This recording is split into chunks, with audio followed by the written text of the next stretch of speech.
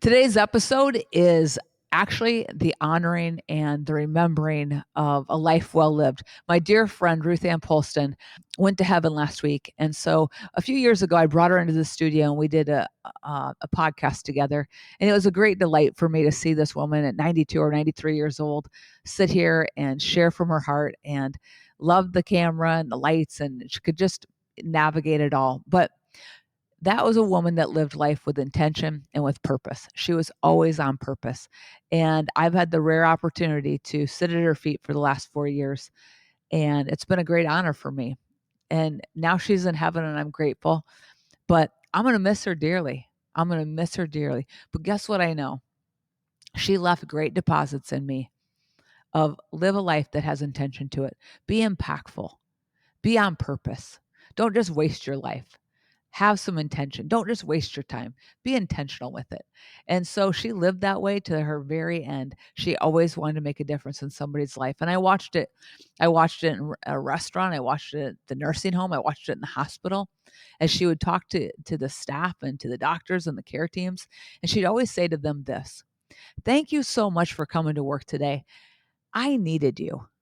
Boy, if you want to talk about something that shifts the countenance of the people that are working on you, serving you, helping you, I'm telling you, it was a deposit, and it's one I'll never forget. So I hope you'll truly enjoy.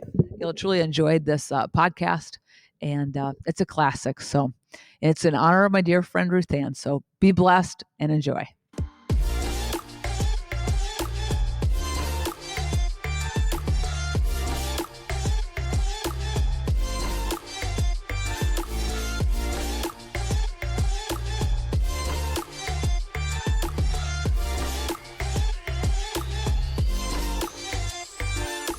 Welcome to my podcast, You Are More. I'm your host, Amy, and I am excited to be with you guys today. Today, I have a very special guest, and I kind of just want to set the stage on who this person is, okay? So it's Ruth Ann Polston, and it's so interesting. The age difference between Ruth Ann and I is, approximately 40 some years. And our paths crossed. We went to the same church that she and her husband pastored decades ago. And I was in high school and a little bit into college when we were when they left the area. So I didn't have like a strong relationship with Ruth Ann at all. I admired she and pastor and thought they were great, but didn't really know them really that well. Cause I was like high school, college age. Fast forward over the years, I heard she was back in town.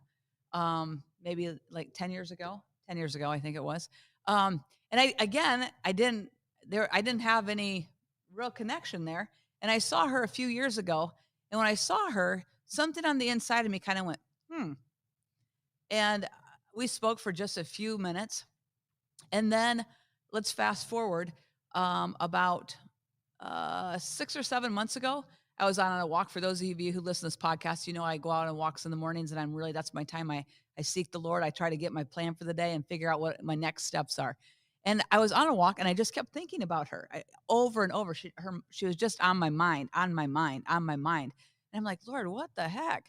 So I went on YouTube, and I'm like, I wonder if she has anything out. I mean, I hadn't seen her in, a few years, and I didn't know. I didn't really know she's in her early 90s. She looks absolutely gorgeous. You'd never know that. But I didn't know I didn't know what her state was. I didn't know, just didn't know, right? So I said, what can I search? So I went on YouTube and I saw her playing the piano just like a few months earlier than that. I said, oh, she's still in her purpose. She's still walking in purpose. And I had this extremely strong desire, like I had to connect with her. So I called her and I'm like, I know she knows my family. I called her and I'm like, Ruth Ann, can I meet with you? She's like, well, sure. Why? I said, I don't know. I don't know why. I just need to meet with you. And she's like, okay. So I've been meeting with her for the last, 6 or 7 months or so. And I don't know exactly what the Lord has in mind for the relationship. Like it's so interesting to me. Here's the thing. If you're in a season where you're like, I know God has something for me. I know there's something out there. Listen, because he's going to bring a person into your life. There's going to be a person that he's going to bring forth that's going to have what you need. And I have been so blessed and so honored. And so it's been such a great joy to me to sit at your feet and to just learn from you. You're a legend in my mind. So I want to give you a big introduction to Ruth Ann Polston. She's beautiful. She's well spoken. I mean, her mind is amazing. She's an awesome pianist, but literally, she's a real gift. And so I just thought, I can keep her for myself, but why not expose her? And so today we're going to talk about a powerful truth, and a truth that I originally heard off of the platform of the church that I went to, Sunnyside Temple, several years ago. And it was the power of your words. And so today we're just going to have a conversation about the impact and the power of the spoken word. It's creative. And so I'm going to let Ruth Ann take it from here. Ruth Ann, thank you for being my guest today. My goodness, I never had such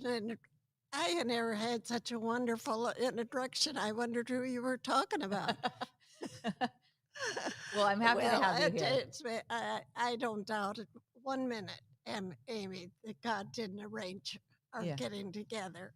And it's been delightful for me. And I never feel like I'm up you one. It's iron sharps iron. And she has fed back into my life as much as I have fed into her life.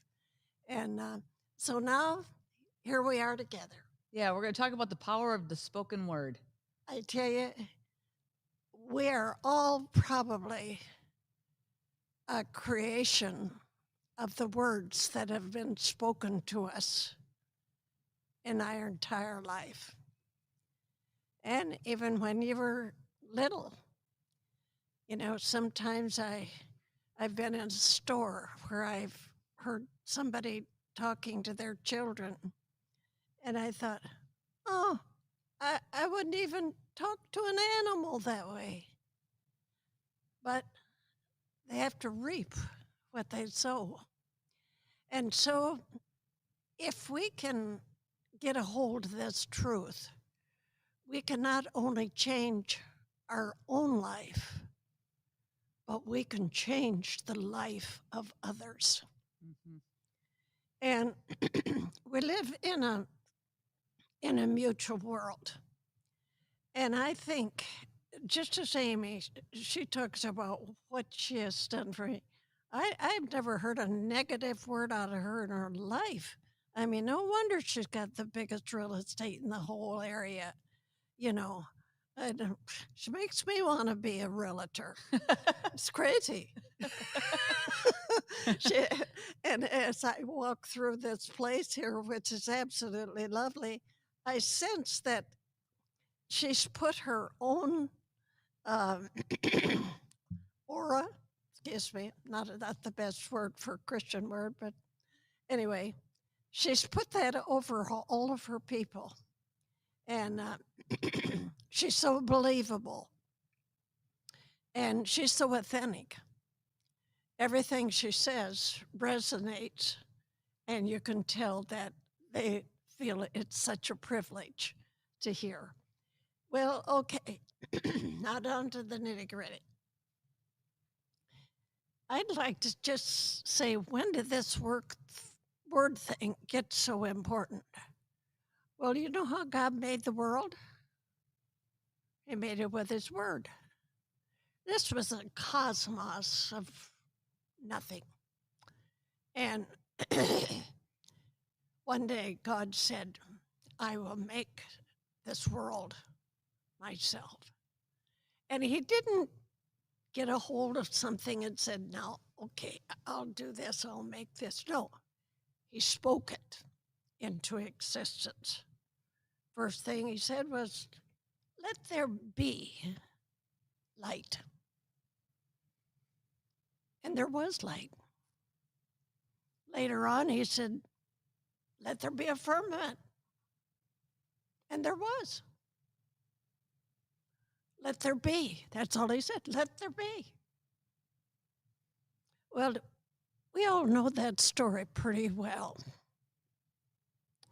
But God has never stopped speaking. He is a speaking God. Now, do I always hear it with my ears? The Bible said, he that hath an ear, let him hear. If he has eyes to see, let him see. Well, it takes a two-way street, to be able to hear God speak. Trouble. Ruth Ann, I just think about this, okay? Again, you're always talking to me about words. And you're talking about you always, talk about the power of your words. But you literally, I just want to know, like, how did you come into this? Because you had the life that wins, winning women, right? One of my favorite messages that dropped in my spirit 30 years ago was when Joshua and Caleb went in and spied out the land. And Pastor said, he's got the Caleb can do attitude, right? The Yeah. Caleb can do attitude. And I feel like you guys exemplified that. You lived that. You breathed that. Tell me about the creativity and the power of your words and how you discovered that and how you applied it. You just did that with your kids. But how did you even Okay. come to that knowledge? All right. Now, I came to through the word. Yeah. Yeah. He began to tell me that as he is, so are we in this world. That's powerful. He's not separate anymore. Yeah. Yeah. We have a tendency to think you're there and I'm here, because that's the way we are. Right. But with God, that's not true. Right. When Jesus Christ came into us through the new birth, he lived out his own life in us. In us. We are a partaker of the divine nature. So then I just have to know what he said. Yeah. And I say in this book a lot. Yeah. Yeah. And then I say it, and then it happens. And it's not a trick. It's not a formula. It's just what God said. Yeah. It's powerful. Life and death are in the power of your tongue. There you go. Right? That's right. Life and death. Yeah. And that's true at home with your kids. I mean, you tell them, pick up your clothes, never worth anything. What are they going to believe? That's my mama. Yeah. See, they become what you value them to be.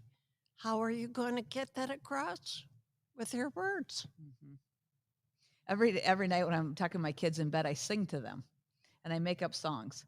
But the songs are always something about, like to foster. I'm like, you're strong, you're handsome, you're mighty, you're whole, and you're a leader. And I'm making up all this stuff and you're sweet. I'm just always declaring over them. Now he may have just been completely foul all evening, right? Yeah.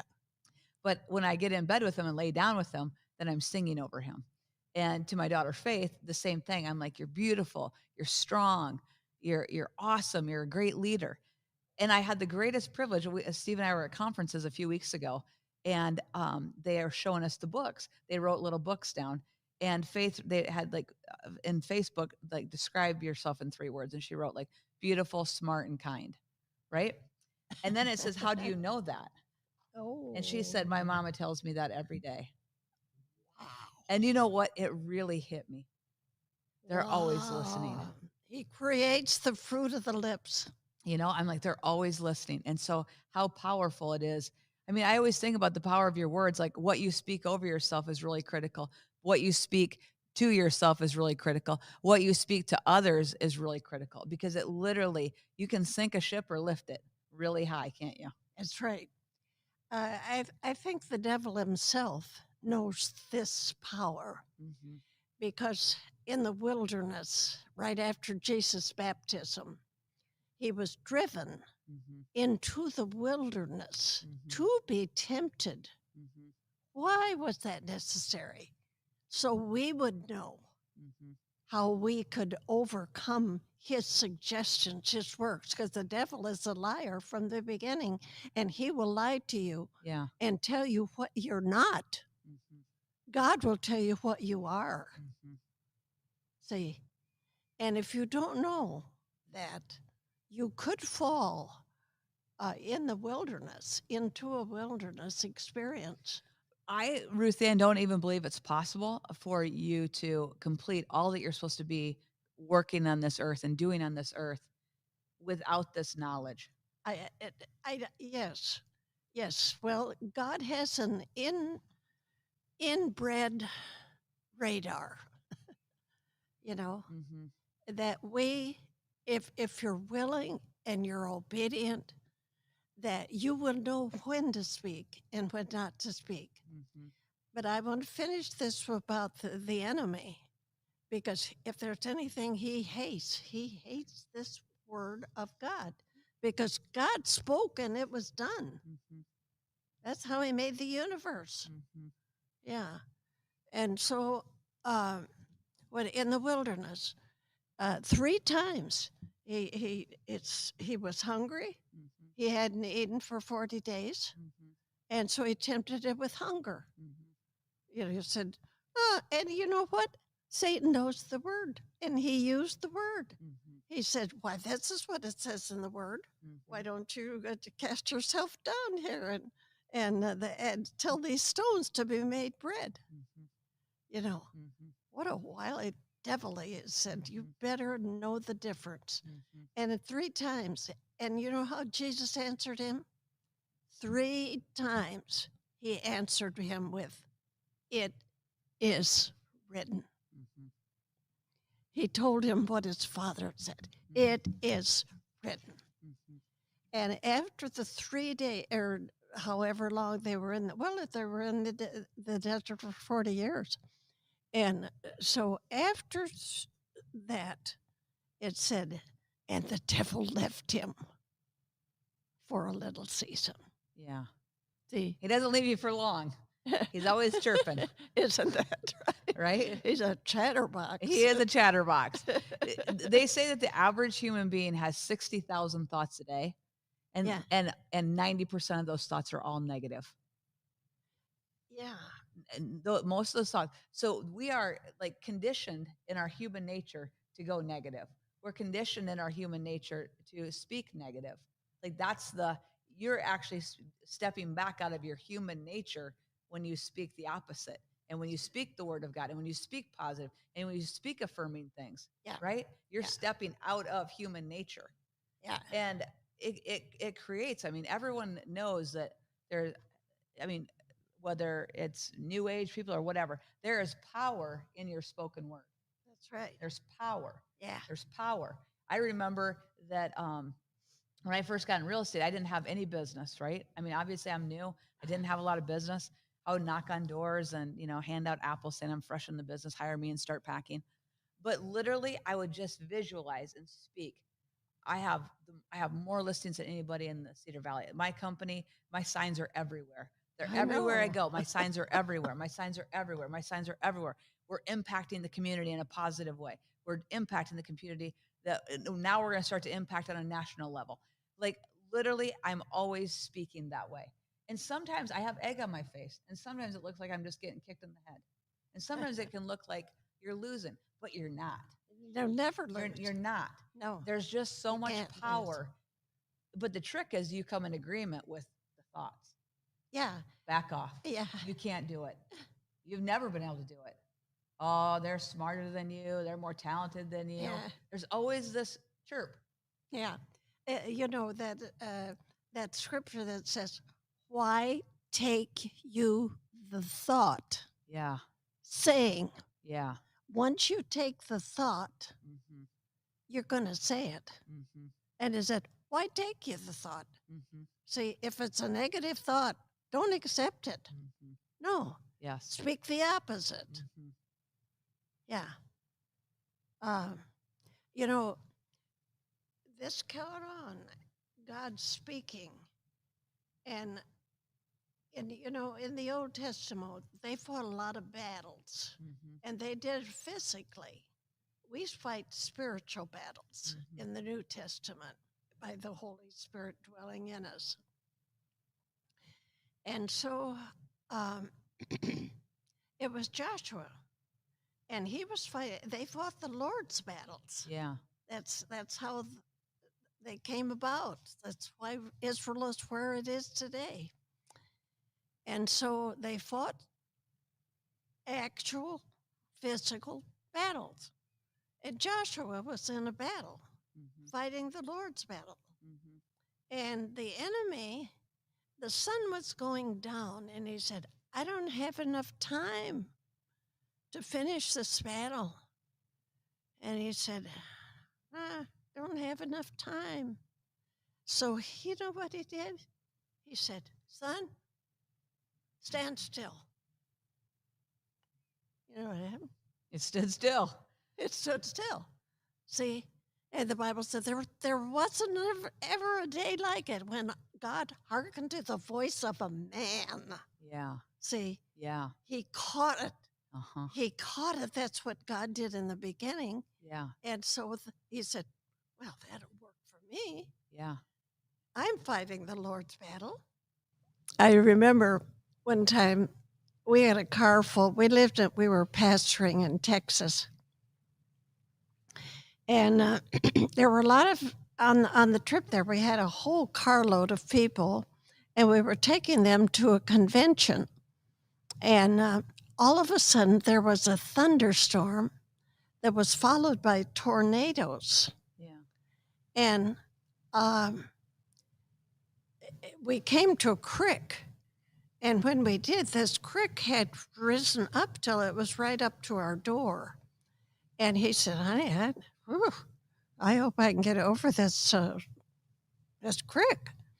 And and then he looked up and he said, oh my goodness, he says, there's a tornado and it's headed right for us.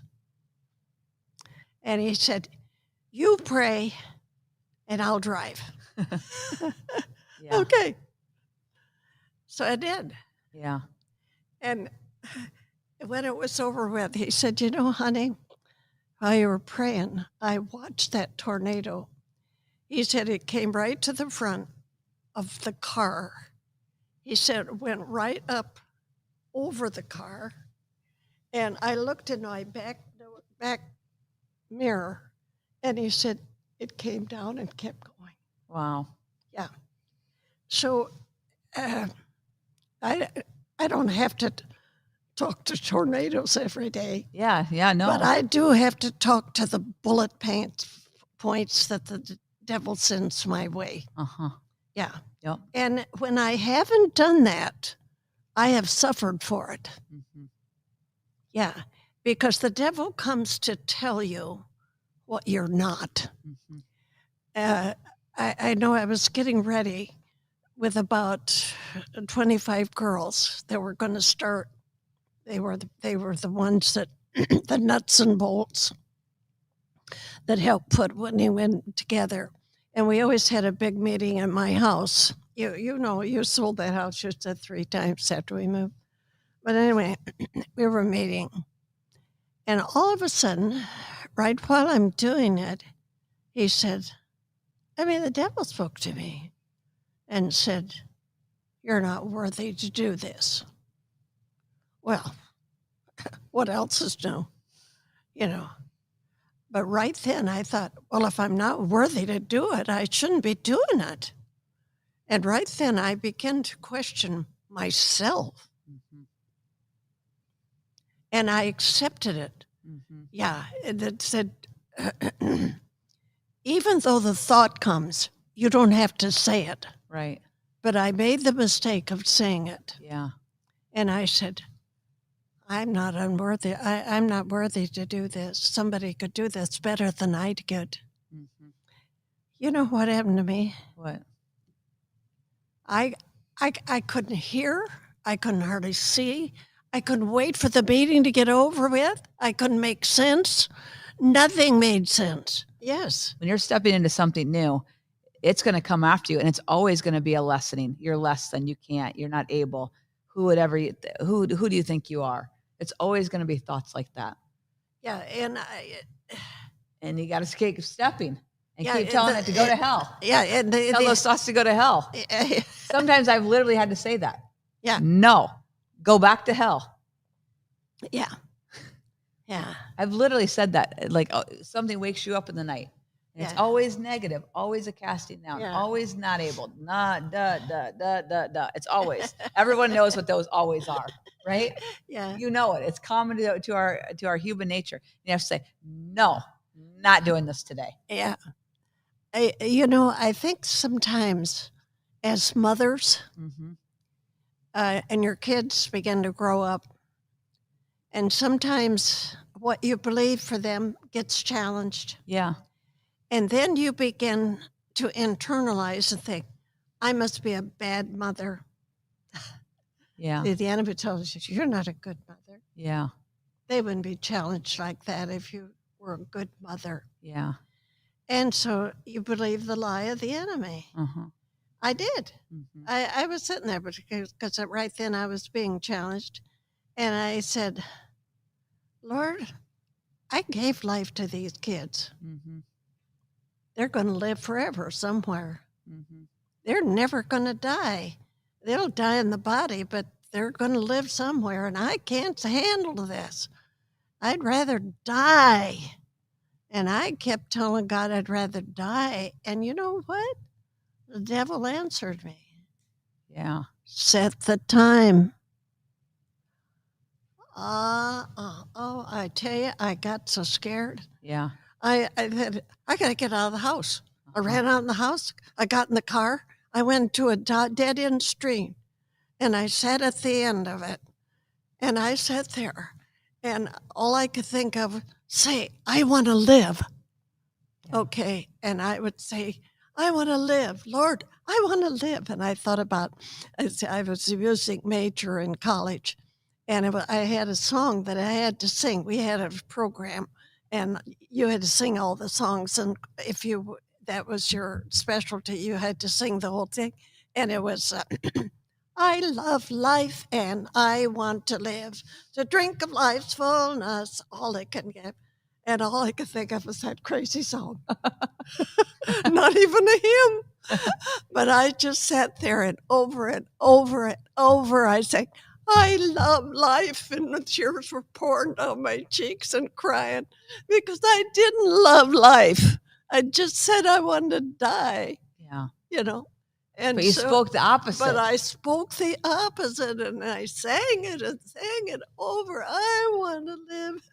And she does. I mean, guys, look at this. She's 92 years old. She does. I mean, strong and mighty, right? Right. Life and death in the power of your tongue. It is so true. And so gradually that what I begin to confess with my lips, he creates the fruit of the lips. Mm-hmm. Yeah. And just like God spoke, we speak. Yeah. When you speak to your little kids, they don't have any other idea to go by but what you say. Right. It's so important what you say to your children. Mm-hmm. And my kids, they're raised now. Yeah. And they wait for me to tell them, hey, you're great. You can do that. You're always going to come through. I've never knew you to fail, and they hang on those words. Ruth Ann, you said something to me you said it to me like 4 or 5 times. And I find myself, you always tell me, Amy, you can't lose. Yeah. You can't lose. Oh, I believe it. You always win. This is what you tell me. You can't lose. And literally, I've been at a few times when I've been, at your feet, so to speak, that I felt like I was losing. And you're like, you can't lose. You can't lose. Yeah. And it literally caused me to, I could feel when you're saying you can't lose, you're going to win. You always win. That's what he does. He'll pull you out of this. Yeah. Literally, I felt myself like, you're like, oh, why are you so cast down? Oh, my soul, right? I felt myself getting stronger. Yeah. And I started sitting differently. Yeah. I started thinking differently. Yeah. I started walking differently. And so many times I just think, man, that we're living in a crazy world right now. We're living in a crazy season. And people are like, hey, we have emotions are really high. It's easy to get down. It's easy to get fearful. It's easy to get filled with anxiety when you look around at things. But God and the voice that he's given us to create. Yeah. The secret to all of that is when Jesus said, I've got to go back to heaven. And the disciples said, oh, no, we're on a roll. You can't do that. No, he said, if I don't go, the Comforter can't come. Yeah. And when the Comforter comes, who is the Holy Spirit, he will abide with you forever. Mhm. Now, do you see the Comforter? No, I don't. But I know him as well as I do Jesus. Mhm. Why? He lives in me. Mhm. In me. Mhm. Yeah. And, even salvation, it said first, if you confess with your mouth and believe in your heart, you will be saved. Mhm. That's in Romans. Mhm. Why did it say confess with your mouth first? Mhm. Why didn't it say believe first? Looked like that backward. Yeah. I shouldn't. I should believe it in my heart first, surely. No, because God has so built it, is inside of us, that what we say, we have a tendency to believe. We believe our own voices more than we believe anybody else. Our body is made to create. I was reading this one day. There's all these studies on this, that when you speak, what you speak about yourself, you have this thing on the inside that automatically you believe it. You believe it stronger than anything, Yeah, whether it's negative or positive. or positive, either one. Yeah, either one. Yeah, you've got to make a choice. Mhm. You've got to make a choice. And and God he's already said that there's a no and there's a yes. Mhm. And we've got to say yes to God. And sometimes in the worst circumstances, God, I don't know what this is all about, but I say yes to you. Yeah. Yeah. It Yeah. didn't say you're going to get rid of every trouble. No. Yeah. It didn't say the tornadoes wouldn't come. Right. It didn't. So sometimes we don't know because we don't ask. Mhm. And that's unbelief in itself. Mhm. God said, ask of me and I'll give you Mhm. the heathen for thine inheritance. Mhm. Ask of me. Mhm. When I see what our world is going through, I think, well, what can I do? Ask. Mhm. Ask. Mhm. Now, if you think actually the world system is built on bad news, Mhm. it is. Mhm. Yeah. The news media would go out of business Mhm. if there wasn't bad news to. Right. Yeah, you got to flip, and so we have to flip the narrative all the time. Yeah. And speak the opposite. And speak the And opposite. speak the opposite. Yeah. Well, Ruth Ann, it's been an absolute honor and privilege to have you here today with me. Well, I've loved it, and I look at you and I think there's such a grace on you. It's so obvious that you're eating the fruit of your words and the confession of your words, because it's all over you. So I'm honored to have you with you today. And let me just say this. okay. Without him, I can do nothing. Mm-hmm. And the book stops there. Mm-hmm. I can do nothing. Mm-hmm. No, I could tell you the plenty of times that I failed. Mm-hmm. But we're not here to talk about that. No. We're talking about Jesus. Yep. He always wins. Uh-huh. Yep. Thank you, Amy. Thank you. It's been fun. great. You always light my fire. Thank you. Thank you For more information, to be inspired weekly, visit our podcast, share it, like it, subscribe to it, give it a 5-star review, and I'd appreciate it. And as always, you are created and you are more.